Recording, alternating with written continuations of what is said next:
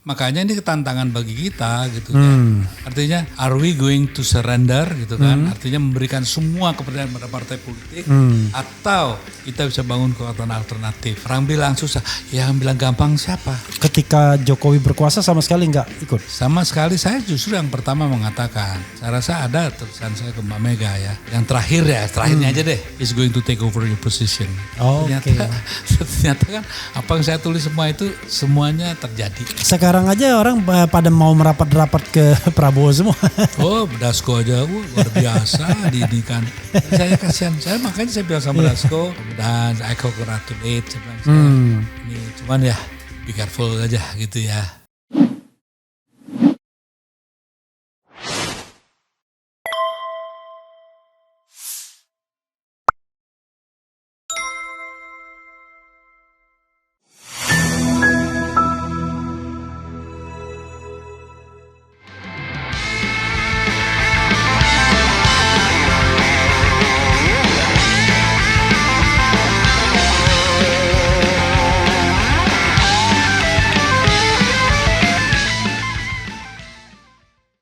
Bisa tanyakan ada orang yang masih hidup, SBY masih hidup, Hatta masih hidup. Pernah nggak saya minta satupun jabatan dari dia? Apakah di BUMN, Dubes, Menteri? Tanya, ada orangnya masih ada semua. Yeah. Saya mungkin mendampingi Hatta karena Hatta punya impian besar ya mengenai kerakyatan. Saya pikir cocok nih ya, mendampingi dia sebagai Menko Ekonomi ya. Ya, perekonomian. Saya sebagai yang nemenin dia lah. Tanya dia deh. Saya juga dikasih tambang saya balikin kok. Gue nggak tahu nih tambang batubara buat ngapain. Ya, dikasih apa untuk ngisi apa itu fuel untuk pesawat segala sesuatu. Udah data gue nggak ngerti nih ginian daripada gue nanti jadi kacau gitu. Ada orangnya masih hidup kan. Iya. Jadi kalau ada orang-orang bilangnya kayak sudah satu tempat itu. Saya juga menginterogasi para konglomerat itu, ada kok yang mau nyogok saya luar biasa besarnya. Ya kan? Saya nggak sebut namanya lah, tapi karena mendekati T gitu ya. Iya. Bisa saya tolak kok gitu. Bukan sok nggak doyan duit, karena satu prinsip aja. Nah orang kayak saya dibilang bodoh, ya gimana kalau kebodohan itu dengan label seperti itu nggak apa-apa deh saya bilang gitu. Iya. Jadi ya memang tidak mudah. Nah, sekarang kalau Anda ke rumah saya kan, rumah saya itu kayak benteng. Iya. Saya diemin aja. Saya nggak rubah itu. Karena tempat situlah sebetulnya lahir beberapa masalah ya. Waktu saya nyusun kabinet pertama, jadi di situ ya. Saya kan masih ditugaskan. Kabinet pertama itu kabinet siapa? Gus Dur sama Mega. Oh, oke. Saya mau kirim PDIP, ditugaskan Pak Pranseda sama saya. Dibantukanlah Laks gitu ya. Jadi kalau saya mau sih bisa aja kan naruh nama kan itu ya. Gus Dur juga pernah nanya kok jenengmu orang nama. Dia bilang aku nggak pantas gitu. Malah seneng yang indah-indah kayak hobi kita dia bilang gitu kan. Jadi bukan saya nggak pernah di satu tempat itu karena saya tahu gitu fungsi saya apa gitu kan. Saya tahu saya harus di mana gitu kan. Tapi saya kan teman-teman lain ada juga seorang tuh yang mintanya kayak gimana sama saya sampai pengen Menko walaupun 3 bulan enggak apa-apa ada Mas Eros gitu. Saya bilang ya telepon Gus Dur lah sana saya bilang gitu kan. Itu ya, Gus Dur bilang oke, ya udah saya masukin. Jadi asal tahu ya bahwasanya penyusunan pertama aja menurut saya udah kacau gitu. Jadi waktu terakhir tuh kita sepakat tidak ada Menko. Saya mandi diumumkan jam 1 apa jam berapa? Saya mandi itu ya jam 10. Kok bisa berubah gitu? Dalam berapa jam berubah? Ada 5 yang tiba-tiba siapa dulu kok ada nyelonong gitu.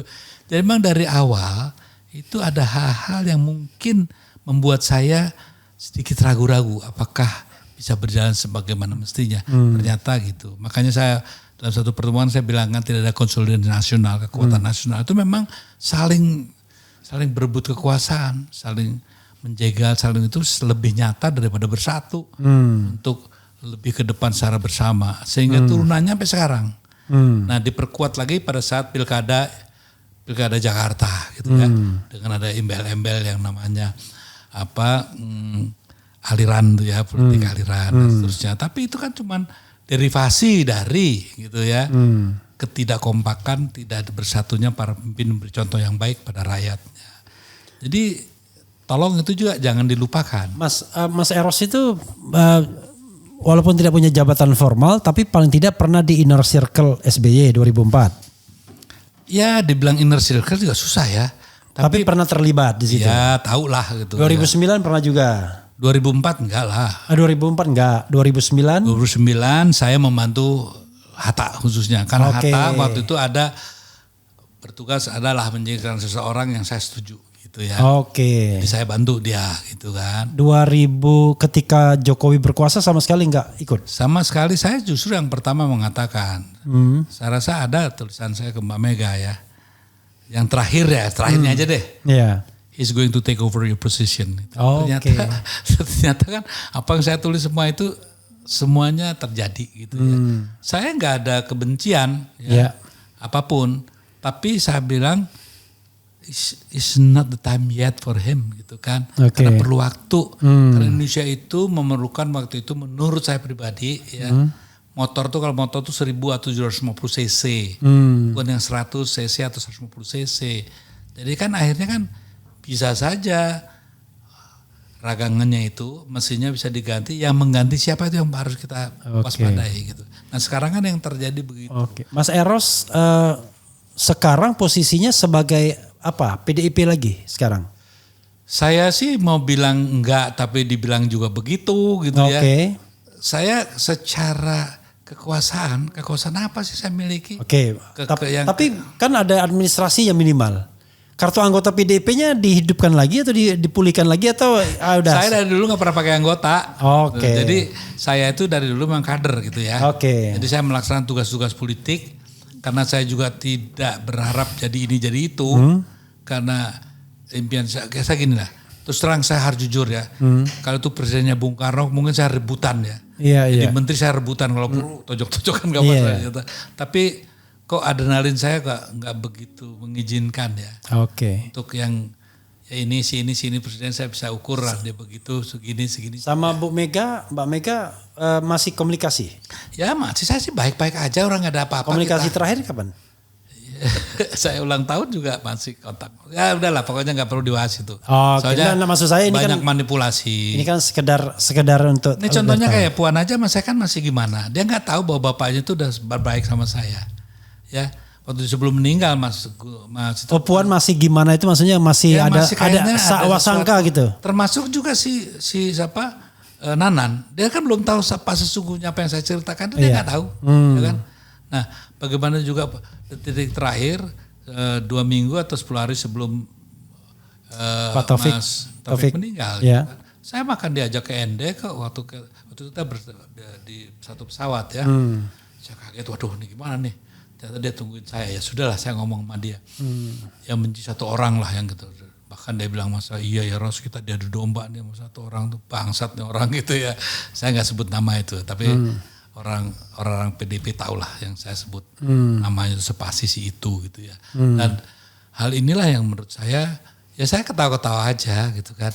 Kalau Puan itu kan kayak sebenarnya udah kayak anak saya sendiri Nanan. Jadi ya udahlah biasalah kayak sebagai orang tua tuh anaknya pada macam-macam itu kita harus ya saya sih bersikap sebagai orang tua aja saya diamin aja. Atau nanti pada saatnya mereka akan tahu kok gitu. Pada saatnya akan tahu dan mungkin dengan begitu ya buat apa sih? Kan penyakit lama selalu kita itu ribut. Tapi kalau bisa bilang begini, orang seperti Mas Eros itu DNA-nya DNA pengkritik kan? DNA-nya tuh DNA pengkritik. Salah satu ya karena saya kan dilahirkan dari satu situasi politik di mana saya waktu itu sangat lagi getol-getolnya jadi kader ya kader Banteng gitu kan. Tiba-tiba ada peristiwa yang pecah 65 sehingga mungkin kotoran-kotoran secara psikologis ya masih terpendam itu nggak mungkin bisa saya hilangkan sehingga pengertian itu apa mungkin saya belum bisa menerima itu sepenuhnya. Mungkin lebih kegilaan untuk membangun Indonesia sebagaimana yang saya bayangkan itu terlalu tinggi. Sehingga apa yang bertentangan itu saya akan lawan. Termasuk waktu saya sendiri ngelawan ya waktu Mbak Mega berkuasa saya juga kan karena saya lihat ada hal-hal yang mungkin perlu diluruskan gitu ya. Bahwasanya akibatnya saya di jalan kesepian, disingkirkan, itu gak ada masalah kok gitu. Memang saya yang bisa menyingkirkan saya satu, keyakinan saya terhadap apa yang saya yakini gitu. Kalau keyakinan saya berubah baru. Tapi kalau selama saya yakin bahwa apa yang saya yakin itu benar, berdasarkan contohnya, saya bilang, Mbak Mega tahu kok, dia tahu persis. Saya bilang, Pak, you can take everything from me, except one thing, the teaching of your father. Never ever, take it, that kind of thing from me. Eros Jarot bilang gitu. Jadi kalau dari perbincangan ini kan gini, saya berpikir ya awalnya ini sebelum ketemu Mas Eros, karena saya juga tidak tahu sejarah ini. Gitu. Saya pikir Mas Eros ini orang kagetan aja ketika era reformasi, ya kan? Kebetulan orang terjun ke politik semua, ya ikut-ikutan, ya kan? Gerbong yang terjun politik. Tapi karena sudah berbekal nama besar, ya kan? Kan orang taunya kan di dunia film kan, berbekal nama besar, pernah juga sukses di Detik ya, tabloid Detik. Wah ini mumpung terbuka gitu. Jadi tidak datang sebagai seorang yang punya ideologi, tapi ya datang sebagai orang yang ingin ikut rame-rame. Saya kan bukan apa tuh yang kayak semacam apa tuh selebritis medsos itu bukan. Itu perjalanannya panjang kok. Cuman yang apa sih tugas sebagai kader untuk diam itu kan. Dulu saya kalau ditugaskan nggak pernah minta uang kok. Ada tuh orangnya, Mbak Mega ada kok orangnya. Mas Slamet nggak ikutan? Mas Slamet nggak ya, sama sekali dia nggak terjun politik ya. Sejak sekolah dulu begitu. Saya ketua GSNI, saya ketua Kojar Sena gitu kan. Saya bintang ya gitulah, murid ini baik gitu ya. Dan kader cukup bagus gitu kan, baik juga gitu. Dan saya memang saya justru sering bergaul sama orang tua gitu ya. Sedangkan saya dalam umur, contohnya kenapa umur saya dalam 31 sudah pimpin komisi politik, karena dari sejak saya itu memang pergaulan saya sama orang tua semua gitu. Om Subarjo, terus Pak, ya itu pendiri partai kan orang tua semua, Pak Sujatmoko, para yang dikenal-kenal itu, Bang Ali Sadikin segala begitu. Tuh yang disebut itu generasi sekarang nggak ada yang tahu. Nggak ada yang tahu. Jadi Subarjo itu Ahmad Subarjo ya. Ya. Gitu. Jadi banyak hal-hal juga yang memang tidak perlu. Buat apa sih? Saya kan punya prinsip, ya kan. I have to know about you. I have to know everything about you. But you don't have to know. About me at all if necessary gitu. Iya. Kalau buat apa? Saya harus tahu siapa Anda semuanya, tapi Anda nggak perlu tahu siapa saya semuanya. Dan buat apa saya juga, ini contohnya nih di Kemelut sekarang ya. Kenapa Mas harus gini aja loh? Memperjelas diri sekarang itu satu kebodohan di satu wilayah nggak jelas semua gitu kan ya. Sedangkan buat saya kan satu. Kalau saya suruh milih, saya milih merah putih kok. Dari PDIP, Golkar, apa semua itu saya pilih merah putih. Makanya lagu saya terakhir itu kan salah satu ekspresi dari kekesalan saya gitu ya, kepada para politisi dan pemimpin negeri yang nggak berterima kasih ya, pemberian Tuhan yang begitu Mas dahsyat. Eros, ada satu yang kadang-kadang dalam politik kita nggak bisa dikompromikan ya, antara Islam dan nasionalis ya, antara so-called disebut politik kanan dengan politik yang kiri, menengah kiri. Bahkan dari dulu ya begitu-begitu aja. Unfortunately kadang-kadang yang menyatukan itu pragmatisme aja, atau petualang yang menyatukan, atau uang yang menyatukan. Dan kadang-kadang selalu begitu, ya kan? Misalnya kalau kita bicara tentang Amin Rais dulu, kan tidak pernah bisa kelompok kiri diyakinkan bahwa Amin Rais itu akan menjalankan politik yang jauh lebih nasionalistik misalnya. Dia memake up dirinya sedemikian rupa dengan PAN dan lain sebagainya, tetap aja. Ya kan, Amin Rais. Sekarang barangkali generasi yang lebih muda, Anies Baswedan. Dia mau 5 tahun di Jakarta, ada BOTI, bantuan operasional tempat ibadah dan lain sebagainya. Dia didukung oleh kelompok-kelompok non-muslim misalnya. Tetap saja. Yang diingat adalah pas saat kampanye itu, bukan yang 5 tahunnya. Tapi sebaliknya, golongan Islam kelihatannya selalu alergi dengan PDIP. Kan begitu ya. Kenapa? Itu satu. Yang kedua, sekarang kita dihadapkan pada situasi sangat mungkin yang menjadi oposisi itu hanya PKS dan PDIP. Atau jangan-jangan PDIP sendiri, tapi paling dekat dengan PKS, ya kan? Kalau PKB, Nasdem sudahlah, ya kan? Diancam sedikit udah mundur. Karena memang ada masalahnya. Pendapat Mas Eros? Ya, pengkaplingan ini, ya. Kalau menurut saya salah jendelanya gitu. Kalau jendelanya simbol, ya begini memang. Kan semuanya serba simbolik, gitu kan. Bukan substansinya yang dipersoalkan. Ya, sudah begitu mengakar luar biasa sehingga simbol dijadikan seolah substansinya gitu kan. Pokoknya kalau yang merah-merah gini sedikit, kalau merah aja nih itu pasti PDIP. Padahal merah itu bisa cabai juga. Kan? Wah, kalau sedikit kira gimana, ini pasti Islam. Ya. Kalau yang begini pasti radikal. Kan? Jadi simbol-simbol, contohnya yang menarik. Kalau memang pendekatannya ideologis, aneh kan, seorang Anies Baswedan yang dikatakannya sangat radikal Islam atau Islam yang agak garis keras itu, menandatangani masalah kepercayaan dimasukkan di masalah sejak Menteri Indonesia berdiri gitu ya. Kan baru si Anies ya yang sebagai menteri dia menulis menyetujui kepercayaan dan dimasukkan juga ke dalam. Kan aneh. Kalau pendekatannya simbol tetap aja begitu, kalau ideologis aneh ini ya. Jadi yang mana nih sebetulnya? Contohnya partai ini adalah nasionalis yang mana? Nasionalis Bung Karno ada satu ketentuannya, bukan sembarangan aja gitu. Jelas di situ inherent di dalamnya anti imperialisme, kolonialisme, penjajahan itu diantaranya pembodohan dan pemiskinan itu tercakup dalamnya. Kalau tidak mengandung ini partai itu gugur sebagai pengemban itu loh. Nah tapi kalau simbol kan tetap. Yang penting anak-anaknya pada pakai kaos gitu, gambar Bung Karno, ini merah ya itu aja kan. Jadi memang sudah tereduksi sekian sehingga pengkaplingan ini oleh para akademisi pun maaf saja, jadi mempersempit yang namanya pemahaman. Jadi jangan juga disalahkan rakyat. Ini para akademisinya justru banyak yang tidur gitu ya, yang males gitu ya, sehingga pengkaplingan yang pragmatis itu menjadi nyata. Sehingga yang namanya pencitraan itu menjadi realita itu ya terjadi didukung oleh pendekatan-pendekatan di dunia keilmuan juga yang seperti itu. Contohnya di dalam kalau kami sebagai muridnya Bung Karno tuh ya tidak harus mendikotomikan antara agama dan nasionalisme. Seorang nasionalis Bung Karno pasti dia berketuhanan dan agamis itu.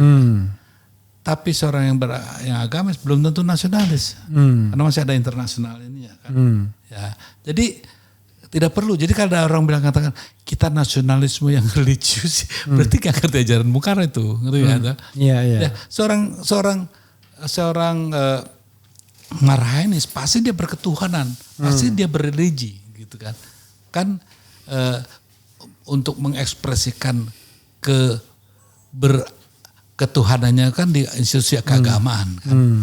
Jadi aneh kalau sekarang pemisahannya itu sangat disederhanakan oleh para akademisi.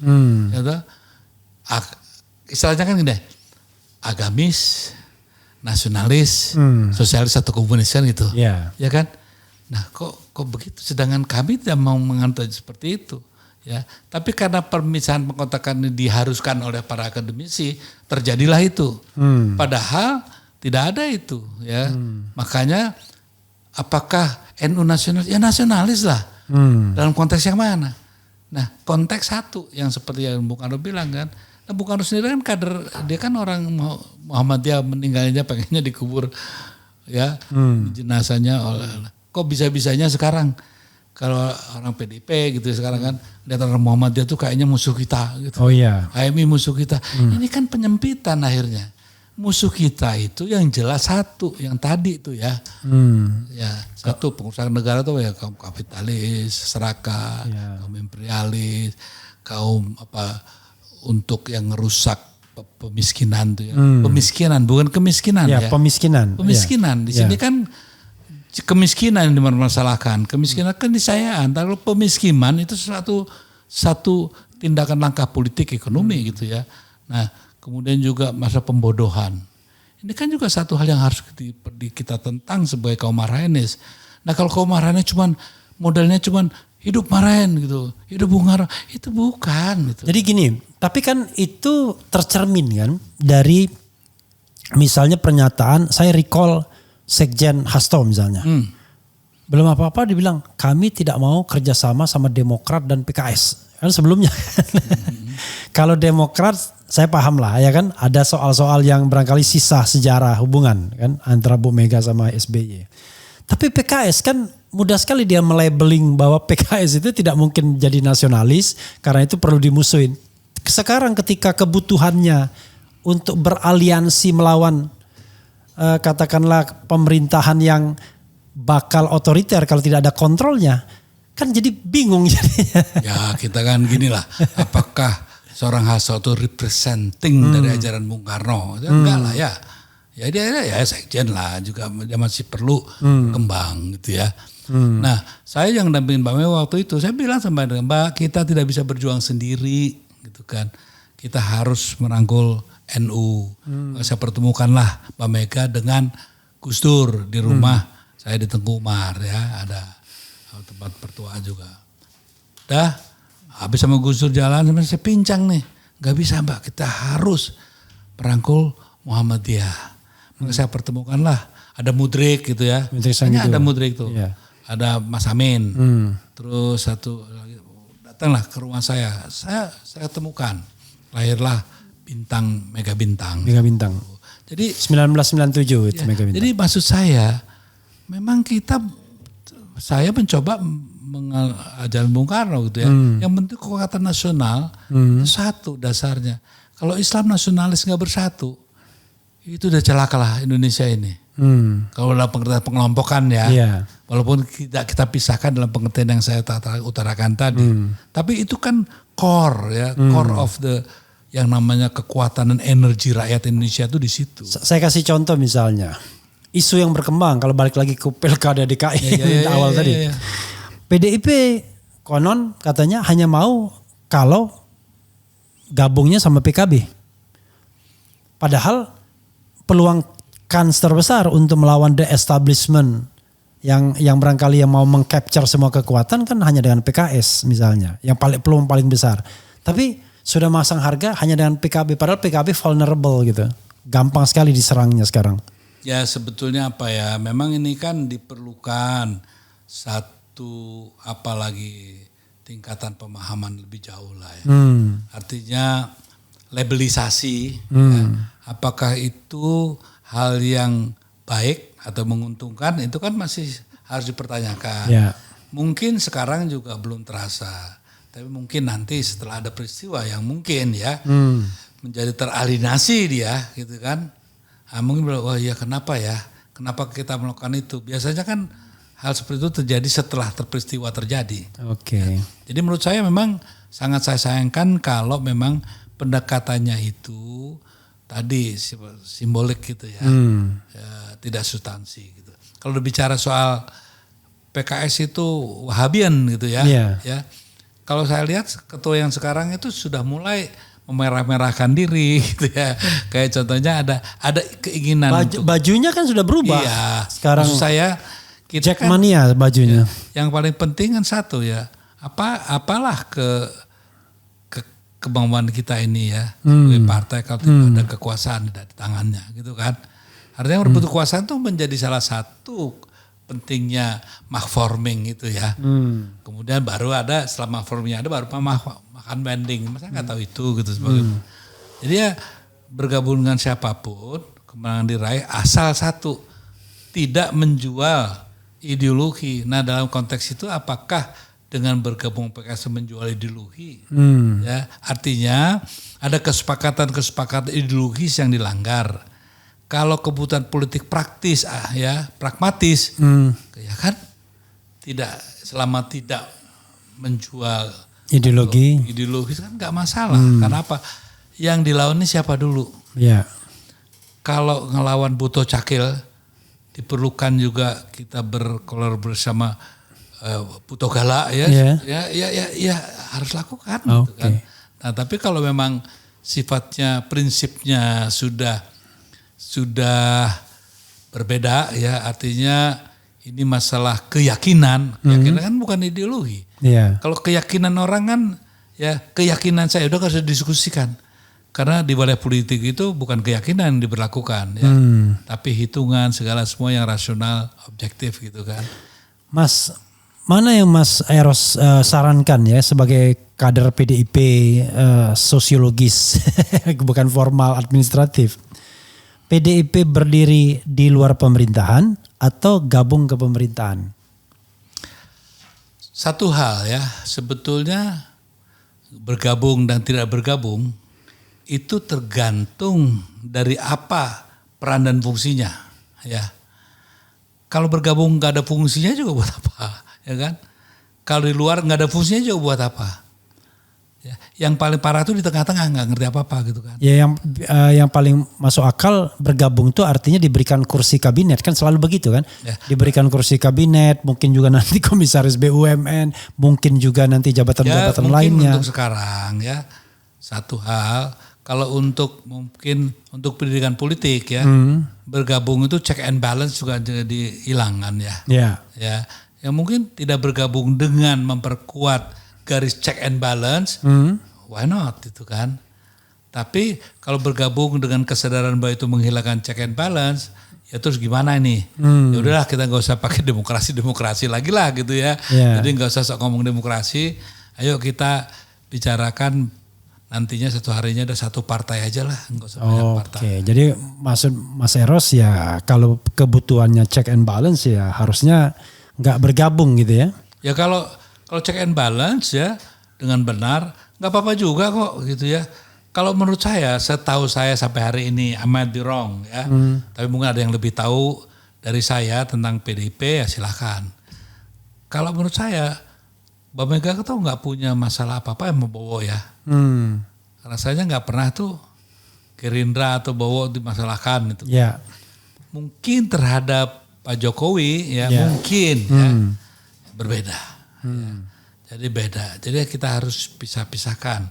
Sehingga kalau nanti Mas Bowo ini menyatukan diri jadi satu paket ya, yang namanya budaya politiknya, kepemimpinan politiknya, dan pelaksanaan politik lapangannya satu paket sama Jokowi, mungkin ya akan terjadi benturan yang cukup serius gitu. Tapi kalau umpamanya dia bisa memisahkan diri ya, artinya tanggung jawab Pak Jokowi sudahlah mulai Oktober sekian itu kan tanggung jawabnya.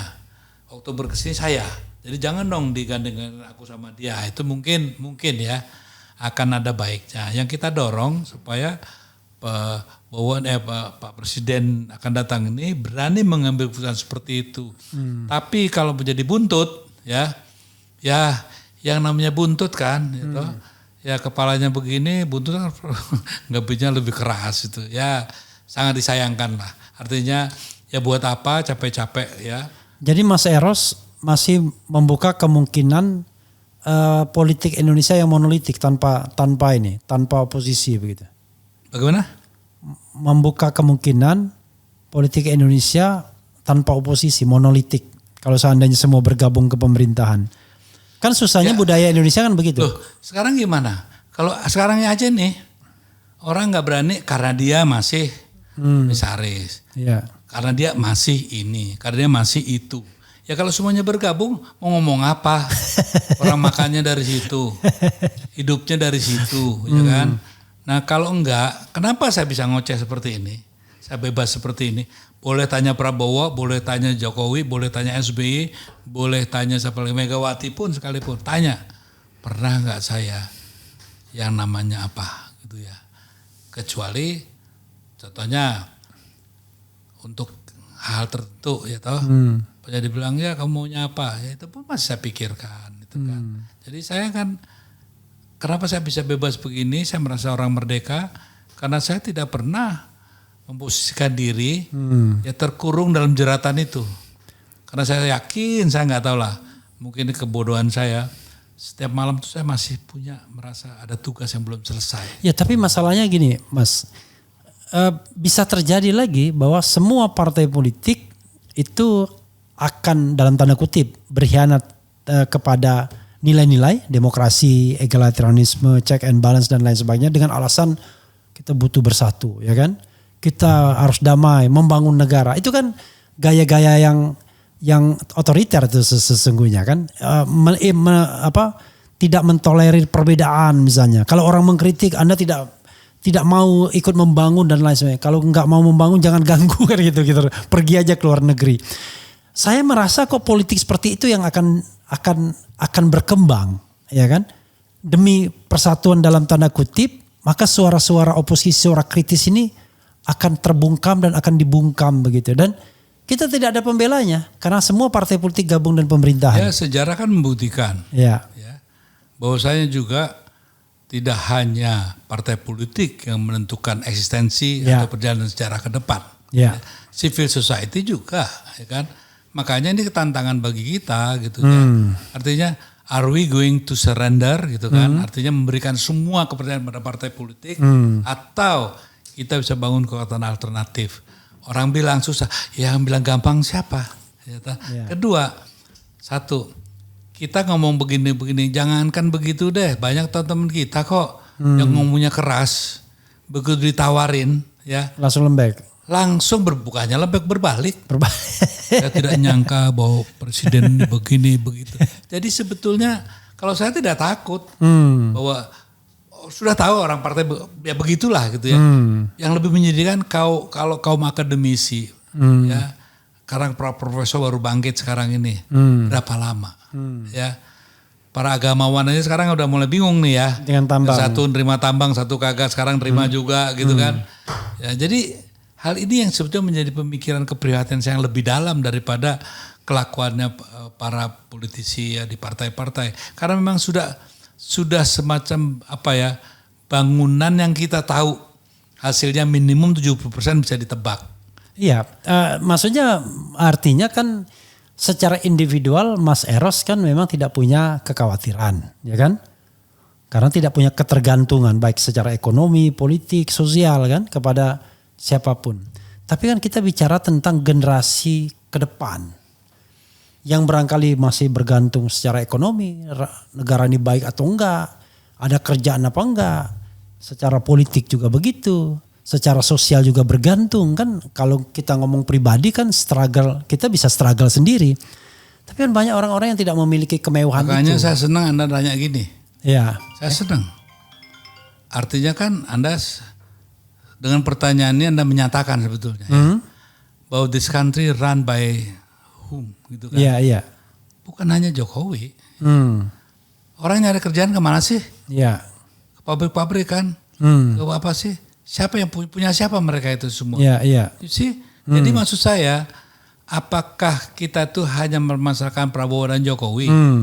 Apakah yang tidak lebih jauh dari itu?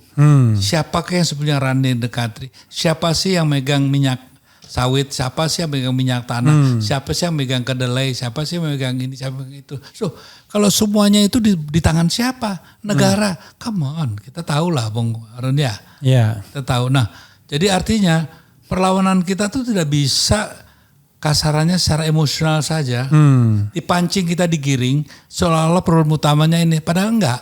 Ini cuma bonekanya. Iya. Ya, sementara yang ini siapa?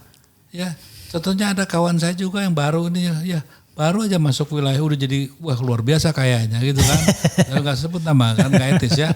Tapi begitulah, dan mereka mengendalikan semua. Sekarang ini deh, emangnya harga beras semahal ini ya? Enggak lah. Enggak lah. Nah, apakah kedelai, apakah ini semua kita investigasi. Anda bayangkan kekuatan mereka seperti apa. Per day, berapa triliun yang masuk ke mereka dan berapa triliun yang kita ngemis ke mereka. Nah, ini kenapa nggak dibicarakan? Yang dibicarakan cuma bagaimana menggulingkan ini, menggulingkan itu. Emangnya kalau Jokowi digulingkan, gitu, selesai enggak? Iya. Tapi yang lebih penting kan saya bilang makanya gimana, Jokowi cuma simbolnya aja, ya. Tapi kekuatan yang real, gitu. Bagaimana contohnya saya orang yang sudah di tahun 75 sudah diberi pelajaran oleh Nyo Han Siang gitu ya. Bahwa tahun sekian akan ada orang namanya ini yang akan jadi rajanya pengusaha-pengusaha di Indonesia gitu ya. Jadi mereka siapa terencana. Johan siapa tadi? Apa? Johan siapa? Nyo Han Siang yang punya BUMN. Oke. Oh, Nyo Han Siang. Nyo Han Siang. Nyo Han Siang, oke. Ya, jadi mereka tuh tertata, waktu mereka tersingkir di BLBI, mereka juga tidak bodoh. Makanya saya bilang biarin aja mereka seolah-olah memiliki, tapi kita yang menguasai dan itu terjadi. Kita seolah memiliki tambang, yang nguasain siapa? Gitu kan? Nah, kita seolah memiliki subur ijo ruyu apa siapa? Nggak ada, mereka kok semuanya gitu. Nah masa ini nggak terpikirkan. Nah kalau kita bergerak dibilang rasialis, oh enggak. Kalau bilang rasialis sorry ya, saya sih ketua pendiri dan dewan pembina yang namanya Bhinneka Tionghoa Nasionalis Indonesia. Ya jadi kalau bilang rasialis enggak. Tapi ada segelintir dari mereka yang mengatasnamakan rasialisme sebenarnya mereka beroperasi di balik itu. Ya. Sehingga seolah-olah kalau kita menyerang kita yang rasialis. Padahal mereka sangat rasialis. Mana pernah sih ya toh? Mereka bersatu kok gitu ya. Nah kita-kita aja yang bodoh nih. Dikasih partai ini ributlah sendiri. Mereka kongkowan terus. Oke, pertanyaannya adalah sekuat apa Prabowo bisa more independent dibandingkan Jokowi terhadap mereka? Disinilah kita nanti rapornya Prabowo ditentukan. Kalau 100 tahun pertama, 100 hari pertama, kita melihat ini ya kita udah tahu harus gimana. Oke, cukup ya. 100 hari udah kelihatan. Udah kelihatan lah, pasti kelihatan. Nah makanya saya bilang bahwa memang kenapa sih janganlah Ban Serap ini jadikan burden itu kan. Siapa sih Gibran itu kan ya. Iya. Ya kan, tapi kita sekarang mau apa ini gitu. Kalau kita cuma memperolok-olok aja nggak selesai lah ini ya. Tapi bikinlah satu blueprint yang benar gitu kan. Bahwasanya masa sih sekarang kekuatan real bukan di kita, masa nggak sadar-sadar juga gitu. Kita menentukan apa sih? Menentukan apa? Beras, kopi, apa you name it lah. Apa? Nikel. Emangnya kita? Enggak lah. Gitu. Nah ini yang harus disadarin dulu. Baru kita bisa bersatu. Kalau kita punya musuh bersama, baru bisa bersatu. Kalau musuhnya Jokowi masih ada yang bela. Tapi kalau yang satu itu, yakin kita sama-sama dimelaratkan kok. Ya, pemiskinan negara oleh penyelenggara negara terjadi. Yang diuntungkan siapa? Perusak negara. Nah kalau itu jadikan musuh bersama, mungkin akan berbeda cara kita bergerak, melawan dan bermain. Dari beberapa pernyataan termasuk Mas Eros tadi, Prabowo punya kegeraman soal yang soal kalau saya monopolis dan lain sebagainya. Enggak membaca itu, ngapain saya ngomong di sini? Iya. Maksudnya I trust him is going to do that. Iya. I trust him. Oke. Sampai ada bukti I don't trust him anymore kan itu. Saya yakin sampai kemudian sebaliknya. Ya karena apa? Karena saya balik. Kalau saya balik, saya nggak percaya sampai sebaliknya. Ya, tapi gini. Saya kan tidak baik ya. Belum apa-apa sudah menjudge ya. Enggak menjudge. Sementara ada bakat-bakatnya. Iya. Kecuali nggak ada bakat, saya bilang udah deh jangan deh. Nah, ada bakatnya karena apa? Saya ingat seluruh konversasi yang saya lakukan sama dia. Masa bisa hilang begitu saja? Saya tidak yakin. Contohnya. Mas Eros nggak bisa gitu dong. Banyak orang lupa, iya, ya. Tapi banyak juga orang yang juga begitu, gitu kan? Kenapa? Dia juga tidak mungkin tidak mau memperbaiki nama harum keluarganya kan perlu. Masa capnya cuma toko PRRI, ya? Kan itu kan nggak mungkin ya. Masa dicapnya sebagai orang pengkhianat yang menangkap Pangeran Diponegoro. Pembawa lari uang segala begitu, ya kan? Dia ingin dong ada seperti itu. Dan dia tahu kok satu hari pernah ngomong sama saya gitu, gila nih Ros kita, apaan tuh mereka, kayak gitulah mereka, kata mereka dan kami itu kan sudah cukup buat saya. Artinya saya kok tetap yakin bahwa hal itu kok masih ada tersisa. Nah, walaupun kemenangan dibantu oleh mereka juga. Loh, dalam politik kan biasa gitu kan. Oke. Kalau dia bisa, contohnya kalau dia Jokowi aja bisa begitu ya, dia sudah diberi contoh. Percaya nggak sama orang yang sudah begitu? Bisa dipercaya nggak? Apa juga akan dipercaya juga? Dulu dia bisa terhadap A, terhadap B kan mungkin aja bisa terjadi terhadap C, gitu kan. Sekarang korbannya mungkin Mbak Mega, atau hari mungkin si Bowo kan gitu ya. Masalah itu nggak terpikirkan, pastilah. Kan Prabowo itu nggak sebodoh itu. Banyak orang yang terlalu mengunderestimate. Ya kalau soal controlling emosi iya, gitu kan. Tapi mungkin dengan umur dan faktor-faktor yang lain bisa saja berubah kan. Nah, saya sebagai teman yang mendoakan yang baik, gitu kan. Walaupun memang tidak mudah ya. Tapi saya kenal, contohnya gini deh, saya pancing nih. Anaknya Hashim itu kan ya pada umumnya sama saya dekat sama Om segala gitu ya. Yeah. Saya pancing ini dia enggak decent gitu ya. Saya dulu orang yang merobek kontraknya si Happy sama Bowo ya. Untuk untuk ada satu impor tertentu gitu ya. Dan itu bisa dilakukan sama orang dalam. Dulu kan saya orang dalam. Yeah. Jadi nanti nih kalau umpamanya gini loh, Bowo itu sangat strict soal gituan. Saya nggak yakin seorang bilang kan nanti yang akan memerankan ini semua adalah Hashim. No, tetap Bowo karena Hashim juga sangat menghormati kakaknya ya. Dia nggak berani lah kalau Bowo ngomong ini. Dibentak Bowo juga pasti diam gitu. Ya. Bowo saja mungkin untuk yang lebih luas, desain ekonomi mungkin derajat Diwandono ya. Mungkin yang akan lebih bermain. Nah tinggal tergantung orang-orang itulah. Kalau menurut saya sih knowing the family gitu ya, mungkin kok saya masih mempunyai tersisa hope ya, bahwa untuk tidak melanjutkan kebobrokan ini masih tersisa gitu ya. Itu yang berapa persen? Ya seperti saya bilang kan, paling kan 60% itu ada gitu ya. Tinggal dia turun ke bawah, apa turun ke naik ke atas. Kalau turun ke bawah ya 49, Anda bahkan turun terus ke bawah 30 gitu. Oke, kalau saya nggak peduli apakah Prabowo nanti akan berjalan sesuai dengan keyakinan kita, baik Mas Eros atau saya, tapi yang penting adalah kita yang harus bergerak untuk itu menjaganya. Itu lebih penting menurut saya. Ngapain kita juga determinasi gerakan kita kan tidak ditentukan oleh angka yang dia akan tampilkan, tapi bagaimana justru sekarang menggalang teman-teman kita yang yakin tanpa harus kebencian dan marah-marah yang nggak bermutu itu gitu ya. Tapi bagaimana kita duduk bersama ya di satu pemahaman dulu gitu. Ini mau aja kemarin aja kita duduk bersama ya.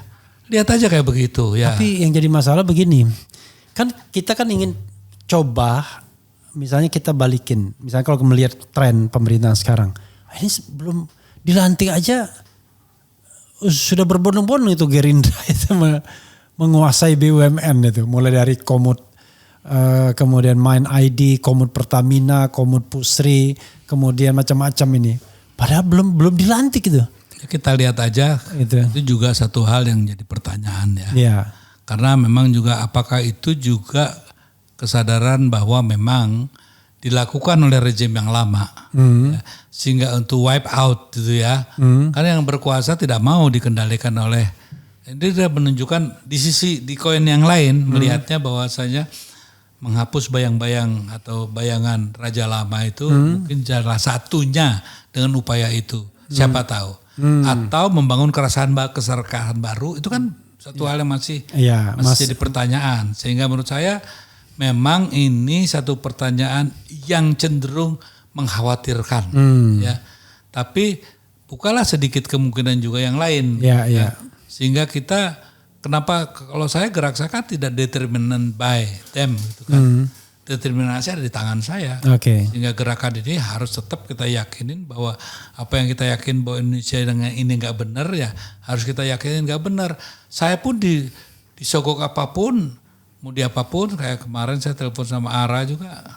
Saya bilang it's your personal problem saya cuma ini kok, saya bilang gitu ya. Jadi kita harus pisah-pisahkan lah ya. Enggak kayak ARA dimusuhin sama teman-teman, itu urusan mereka lah ya. Urusan saya bukan itu, urusan saya lebih jauh dari itu ya. Maksud saya, my concern is about my nation itu kan. Mas Eros, ini mungkin udah akhir-akhir.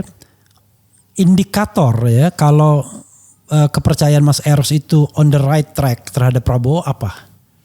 Ada 1-2 you name it mungkin. Berapa ada 1-2 indikator yang kemudian ini jelas nih arahnya. Misalnya di mana? Dia satu yang kalau bilang komet itu iya. Enggak, maksudnya tindakan yang bisa kita katakan sebagai sebuah indikator. Dari yang kecil-kecil aja. Dari yang kecil. Kalau yang besar kan dia di wilayah apa kan saya nggak ikutin tiap hari. Jadi nggak mungkin saya bisa ini kan. Karena hal-hal yang juga mungkin jadi catatan minus juga ada. Ya kan. Tapi gini deh. Kalau dia... saya ada teman datang mengatakan A yang benar, dia betul-betul fight untuk itu.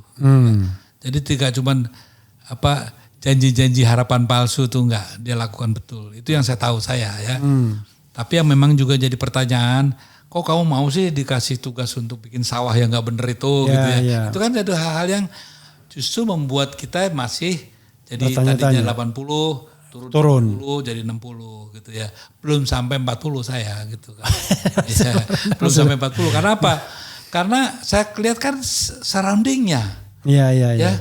Keluarganya itu saya kenal betul ya. Tidak mengajarkan itu. Dan dia enggak juga malu kalau punya saudara seperti itu gitu kan. Saya sangat dekat dengan keluarganya. Bukan karena saya kuat jadi subjektifnya terpengaruh itu enggak. Biasanya ada satu hal yang setelah Pilpres langsung ini adalah godaan untuk the second term of office, ya kan? Dan biasanya itu sudah dimulai di tahun pertama dia menjabat di periode pertama. Dia udah pikirkan itu dan biasanya semua lawan politik dia patahkan kakinya biar nanti the last tidak ada lawan politik. Saya kira Jokowi melakukan itu, SBY juga melakukan itu to some extent. Nah untungnya yang satu ini mungkin kondisi fisiknya juga mungkin tidak terlalu bersahabat untuk keinginan itu, ya sehingga mungkin dia akan mengambil langkah yang bisa saja tidak seperti Jokowi yang masih dalam kondisi yang berbeda. Oleh karenanya saya pikir kok satu hal ya memang semua bisa terjadi. Saya juga makanya nggak berani mengatakan ya bahwa memastikan ataupun sok tahu memberanikan diri mewakili seolah-olah kata begitu enggak. Saya bilang cuman satu harapan dari seorang teman ya. Oh saya mengenal, sayang deh. Gue kan tahu lo nggak gitu lo jangan gitu dong gitu kan. Lo jati diri lo aja, lo jadi lo sendiri deh gitu kan. Kan sebagai teman gitu harapannya ya. Yang saya tahu lo kan nggak gitu. Masa lo gara-gara jadi begitu gitu. Yang begini kita butuhkan di publik, tidak hanya di belakang. biar publik ada guidance ya kan. Loh, Mas Eros ngomong begitu. Mas Eros ini orang yang tahu betul Prabowo itu seperti apa. Kan kadang-kadang banyak orang kalau dia kenal baik ngomongnya di belakang layar doang. Dan kita tidak tahu progresnya apa kan. Tapi kalau di depan publik kan ada sesuatu yang bisa kita pegang. Saya sudah menyampaikan kepada Prabowo begini. Ini contohnya nih, terakhir ya. Waktu di malam itu saya ngomong sama dia, demi Allah Mas Eros, bukan gue yang bunuh orang-orang itu. Mungkin karena gue nggak bunuh gue dipecat gitu. Kan? Si itu tuh, cuma saya ini nggak etis ya, jangan. Si itu dia itu semua. Mas Tan tahu kan yang saya ditelepon sama pasukan dia kan untuk merilis si Desmond Haryanto kan saya langsung yang deal sama mereka. Gitu kan. Gimana Desmond harus kalau diturunkan nggak boleh nongkrong belakang, Haryanto harus dijemput begini, nggak boleh ngomong begini. Saya semua yang deal sama mereka. Lo tau kan Mas? Gue gak bisa nembak katanya. Orang yang gak bersenjata kuat tembak gak mungkin Mas. Itu melanggar konvensi Geneva. Dia bilang. Gue ini militer yang punya aturan gitu. Ya gue gak bisa. Konsekuensinya gue begini kalau dipecat gara-gara itu. Ini omongan dia. Ya artinya dalam hal ini banyak orang yang tidak mendengar pernyataan itu langsung loh ya. Demi Allah bukan aku Mas. Kan gue ini dipecat gara-gara gue gak bunuh abisin. Diperintahkan selesaikan ya gue selesaikan dengan cara gue. Dia bilang gitu. Ya, tapi si itu tuh pasti. Si itu. Jadi kalau ada yang hilang bukan gue lagi tuh Mas. Gitu. Jadi hal ini kan banyak yang terselubung. Karena yang buruk itu Prabowo itu PR politiknya. Sangat buruk menurut saya ya. Juga di Mbak Mega juga gitu kan. PR politik jelek sekali menurut saya gitu kan. Tapi kalau di Jokowi PR politiknya jago tuh. Pinter dia. Mengolah, dia tahu zaman medsos perkembangannya gimana. Ya mungkin bedanya adalah Jokowi orang yang mau mendengar masukan. Masukan konsultan komunikasi politiknya. Tapi Mbak Mega sama Prabowo orang yang tidak mau mendengar orang lain. Ya saya rasa itu salah satu juga hal yang. Atau orang gak berani menyampaikan. Ya yang ini kan satu. Sebetulnya apa ya. Ya sebenarnya saya gak enak. Ini kan presiden kita pun masih presiden kita ya. Ya. Sebenarnya bilang bahwasanya licik mungkin ya. Gitu. Iya. Tapi kalau cerdas itu ya. Kecerdasan itu biasanya kan harus ke wilayah positif ya. Iya. Kalau dia memang kelicikannya tinggi, jadi memang betul-betul dia tahu gitu. Walaupun dia punya kartu as, dia bilang, wah kok kartu saya cuma 2 semua nih. Iya. Gitu.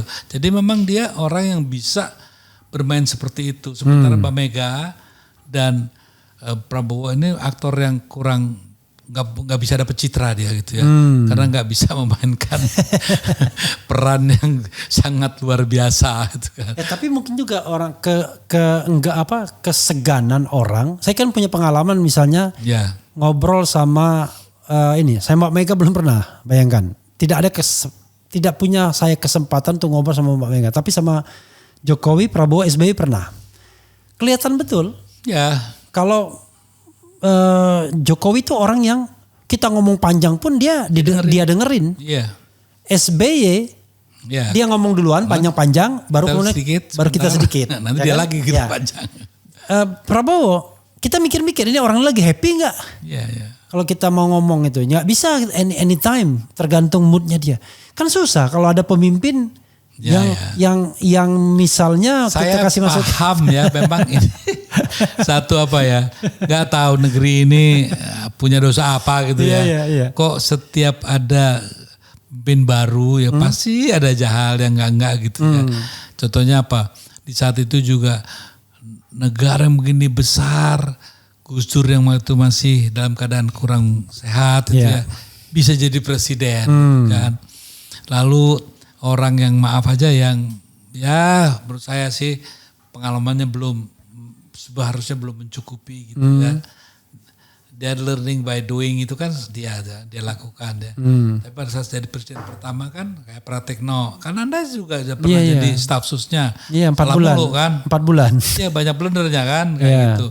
Saya juga membantu dia cukup baik gitu ya. Tapi ya sudahlah. Menurut saya gini, jangan kita itu menempatkan seseorang ngelihatnya hanya dari sekarang. Gitu ya. Harus ada dong kelihatannya ya. Track recordnya bisa dilihat. Kalau saya dari pertama saya udah nggak yakin gitu loh. Itu bisa tanyakan oleh Mbak Mega. Terhadap Jokowi? Iya, saya nggak yakin. Karena apa? Karena menurut saya karena juga belajar masalah acting segala gitu kan.